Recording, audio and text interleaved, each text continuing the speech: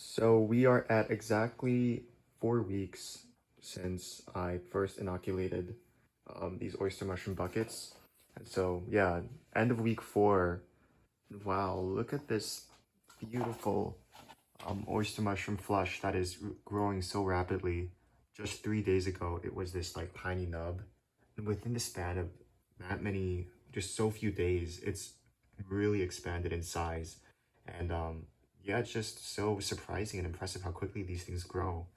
I knew that they were supposed to be fully formed within like, you know, 3 to 5 days, but I didn't realize how quickly they would grow. Um, it's just astounding to see with my own eyes. So yeah, you can kind of see the other ones growing from here, on the different buckets. Uh, these ones seem to be fruiting a lot more faster than the ones on the left. Like the mycelium in these ones doesn't seem to be coming out quite yet, but I'm sure that it'll start to come out over the next few days. So yeah, after just 1 month, um, I feel really happy that the mushrooms are starting to fruit.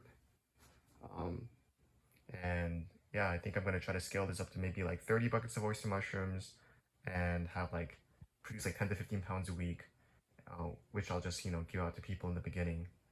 And then I think I have most of the main important things in the growing room like down. Like I have the inline fan that's continually circulating air. I have the humidifier. I do think that the humidity should be normally kept at a 85 to 95 um I don't know percentage. And this humidifier only really goes up to 80%. So I'm in the process of getting a more powerful one that can increase the humidity level even further. I think this brand is just meant to not like it like caps it at 80% for some reason because it's not meant for growing things.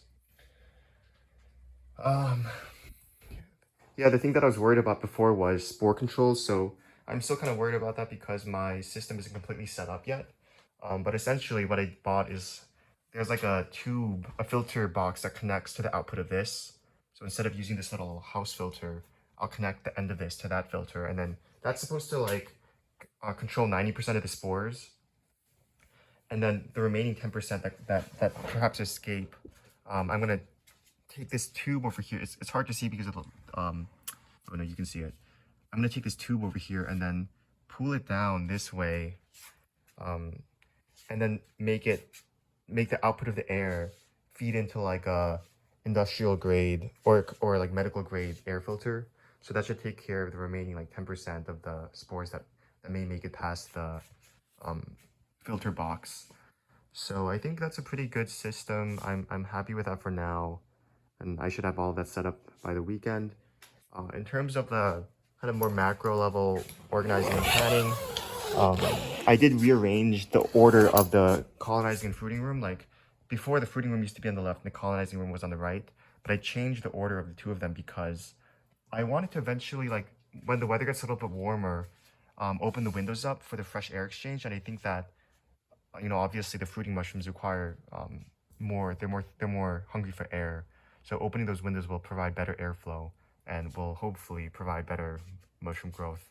And you can kind of see that I put an air intake tube down there. So the way it works is that the air will flow in and then it'll go down the tube and then it'll circulate through the tent, through the grow tent, and then come out through the exhaust. So I'm still learning a lot about airflow, and I definitely think that's one of the really important things for growing mushrooms. And so back here, I still haven't really done too much with the lab and the all American electric sterilizer. I plan on getting this done really soon so that I can take some of the tissue from the oyster mushrooms that are growing and then start cloning them, and I'm growing my own grain spawn. Um, Over here, I do plan on getting another grow room. I was worried that I wouldn't be able to fit another large one in because these 8 by 8 feet grow rooms, it's kind of too blocky to place over here. There's like the little like drainage that you can't really cover up. But then I found that AC Infinity sells like a 120 inch, so 12 foot by 5 foot grow room. And so I was like, oh, perfect. I can just get the long one and then place it parallel to the wall back there. So that should provide another climate controlled room where I can grow Maybe I'm thinking cordyceps because I know someone who is looking to actually buy cordyceps, and they grow really fast, 4 to 6 weeks. So within like, if I time everything correctly, within 2 months I could be selling to that guy. But we'll have to see. And so yeah, I was thinking about growing cordyceps and maybe reishi in that grow room, and then I would be growing oyster mushrooms and lion's mane because they're known as very compatible species that have similar fruiting conditions in the fruiting room over here, and then this would just be the colonization room. So between those three things, that kind of maximizes the space I have, or that kind of maxes out the space I have in the basement. Um, but if I can get like maybe 30 to 40 or like 40 to 50 pounds of cordyceps a month and then sell a pound for like, I don't even know what the price of a pound of a cordyceps is, but they're much more expensive than oyster mushrooms. For like, I don't know, $40, $50, then I can probably have a revenue stream of a few $1,000s a month or a couple thousand. We'll have to see. But yeah, it's exciting to see the progress that I'm making. I've sunk about 4 or 5 thousand, like around $4,000 worth of fixed costs so far. I think there might be another $1,000 worth of stuff I need to buy. But then after I have all that equipment, that should be pretty much it. I also bought like a microscope just for fun to like look at the tissue and like learn more about mushroom tissue and biology at a microscopic level. I think that'll just enhance my understanding of how this all works. So I'm really excited for that. And yeah, that's about it for today. I don't have too much else to share, but um, yeah, I'm really excited to see where I'll be in one more month because before there was nothing here, and yeah, it's really like it's really cool to see the development over time. um, yeah, one more thing that I'm planning on doing is actually like offering tours of like my little mushroom facility, and maybe like turning it into an event that you post on like events.com where people can pay like $20, $30, and then I'll host like an event and they can come and try some new mushrooms and take home like a cordyceps or something. So yeah, we'll have to see. But yeah, that's it.